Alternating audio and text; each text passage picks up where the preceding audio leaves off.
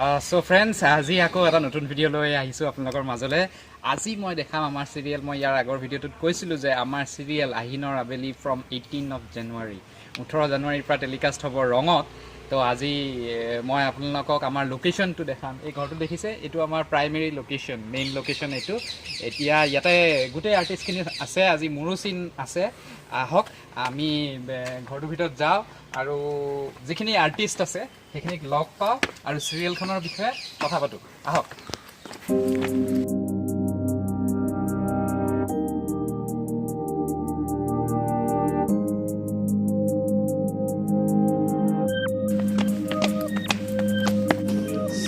Friends, এতিয়া আমি আহি এয়া দেৱজিৎ দা আপোনালোক সকলোৰে পৰিচিত, আৰু এয়া আমাৰ চিৰিয়েলখনৰ DOP পৰাগ। খুব ধুনীয়া কেমেৰা কৰে আৰু দেৱজিৎ দাই খুব ধুনীয়া এটা চৰিত্ৰ কৰি আছে। দেৱজিৎ দা কওক, কি কৰে? কিনো ক'ম আৰু, এখন চিৰিয়েল কৰি আছোঁ ৰঙৰ কাৰণে, আৰু জানুৱাৰী মাহৰ 18 তাৰিখৰ পৰা নিশা 8 বজাত এইখন সম্প্ৰচাৰ হ'ব।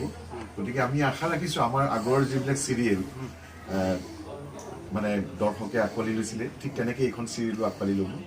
আৰু এইখনৰ কাহিনীটো অকণমান আমাৰ দৰ্শকে অলপ বেলেগ ধৰণৰ পাব। মানে এতিয়া আমাৰ যিখিনি চিৰিয়েল এতিয়া মানে প্ৰচাৰ হৈ আছে বা সম্প্ৰচাৰিত হৈ আছে বিভিন্ন চেনেল যোগে, তাতকৈ অকণমান কাহিনীটো অকণমান বেলেগ ধৰণৰ বুলি আমি অনুভৱ কৰিছোঁ নিজে। আৰু চৰিত্ৰবিলাক কৰোঁতেও আমি যথেষ্ট, তুমিও আছা, সাৰংগও এটা খুব সুন্দৰ চৰিত্ৰত অভিনয় কৰিছে। এই চৰিত্ৰবিলাকৰ এটা মানে কি ক'ম, বেলেগ ধৰণৰ হৈছে অকণমান।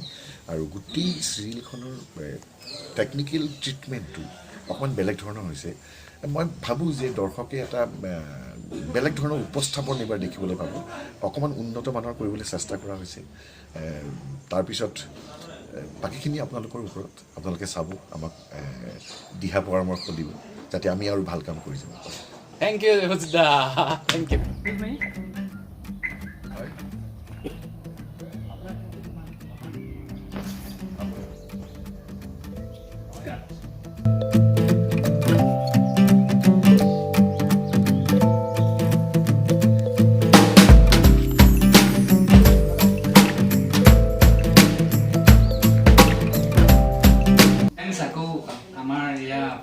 সকলোৰে পৰিচিত উৎপল দা, আৰু আমাৰ চিৰিয়েলখনৰ যিগৰাকী মুখ্য নাৰী চৰিত্ৰ কৰিছিল অনন্যা, আমি এতিয়া তেওঁলোকৰ পৰাও চিৰিয়েলখনৰ বিষয়ে কিছু জানিম আৰু তেওঁলোকৰ চৰিত্ৰটোৰ বিষয়ে কিছু জানিম।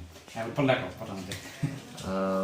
পোনপ্ৰথমে এই ইউটিউব চেনেলৰ এই ভিডিঅ'টোৰ জৰিয়তে সকলোকে ইংৰাজী নৱবৰ্ষৰ শুভেচ্ছা জনাইছোঁ। লগতে এই কথাটো ক'ম যে বহুত দিনৰ পিছত, একচুৱেলি 2 মাহৰ বিৰতিৰ পিছত আমি সাৰংগ আৰু আমি একেলগে কাম কৰিছোঁ। সাৰংগৰ জীৱনত বহুতো ডাঙৰ ক্ষতি হৈ গৈছে। তেওঁ ৰিচেণ্টলি নিজৰ মাকক হেৰুৱালে, তেওঁৰ মাতৃক হেৰুৱালে। তাৰ পিছতো নিজৰ কৰ্মস্থানত নিজৰ দক্ষতাটো অটল ৰাখিবলৈ তেওঁ আমাক বহুমূলীয়া সময়, সঁহাৰি আৰু সহযোগিতা আগবঢ়াইছিল। তাৰ বাবে অশেষ ধন্যবাদ।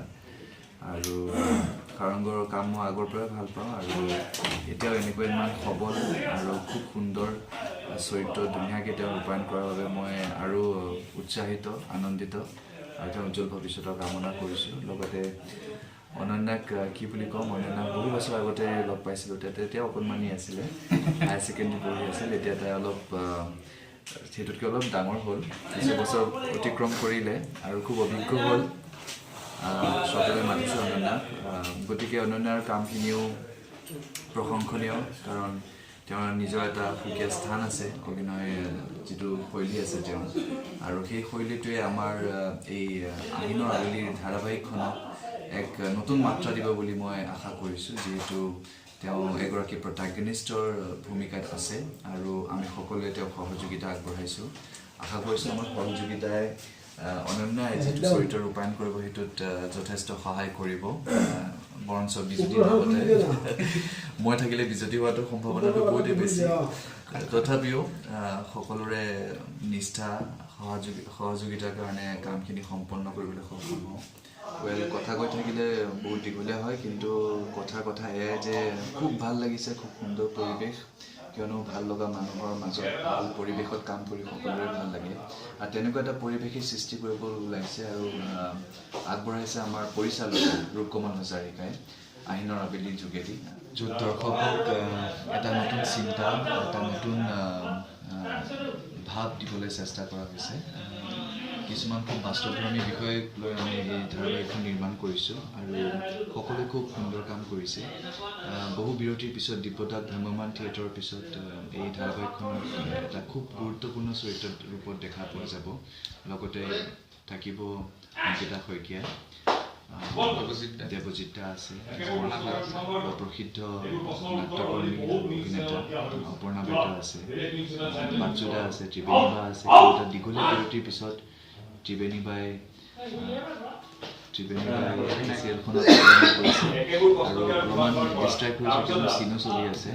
যিয়ে নহওক আশা কৰিছোঁ আপোনালোকে ৰং চেনেলত এই ধাৰাবাহিকখন সম্প্ৰচাৰ হ'লে যথেষ্ট সঁহাৰি আৰু মৰম জনাব, যাতে পৰৱৰ্তী সময়ত আমি সকলোৱে মিলি আৰু ভাল ভাল বিষয়বস্তু লৈ সুন্দৰ সুন্দৰ অনুষ্ঠান আপোনালোকৰ মাজত আগবঢ়াবলৈ সক্ষম হওঁ। Love you all and keep blessing সাৰংগছ ইউটিউব চেনেল। মোৰ ডাইলগখিনি কোৱাৰ পিছত তুমি সেইটো ডাইলগ মই দি থাকিম যিখিনি ডাইলগ কৈছে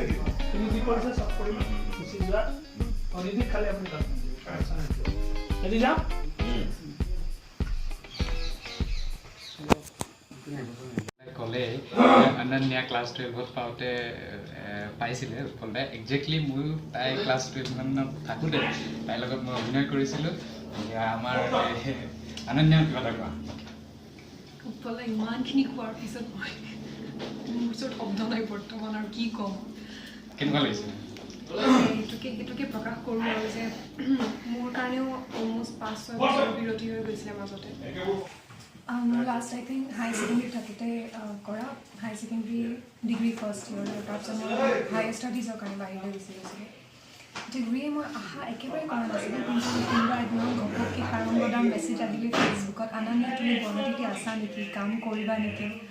আৰু মইতো চান্সটো পাই very happy. I was like definitely কি কাম আছে কওক, মই ভাবিয়ে আছোঁ মই কাম বেক কৰিব পাৰোঁ কি বুলি, আৰু কথাই কথাই আহিনৰ হৈ গ'ল। আমি কণ্টিনিউ কৰিব নোৱাৰিলোঁ, ওচৰতে চিন চলি আছিল, গতিকে আমাক খেদি দিলে।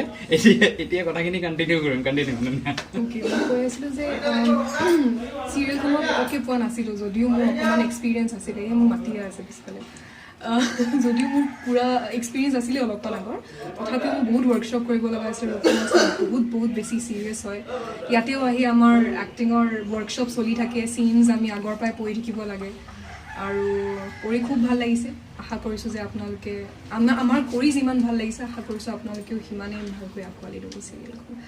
চাবলৈ নাপাহৰি 18 জানুৱাৰীৰ পৰা আহি ন এইবোৰ কাম নহয়, ইণ্টাৰভিউ ল'ব লাগে, সেইকাৰণে ল'ব লাগিছে।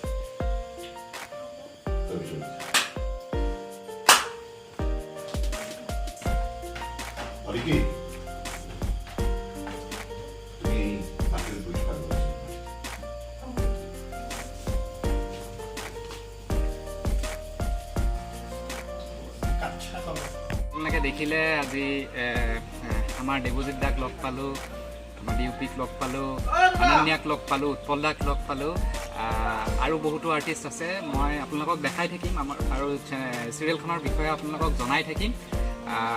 আজিলৈ বাই বাই।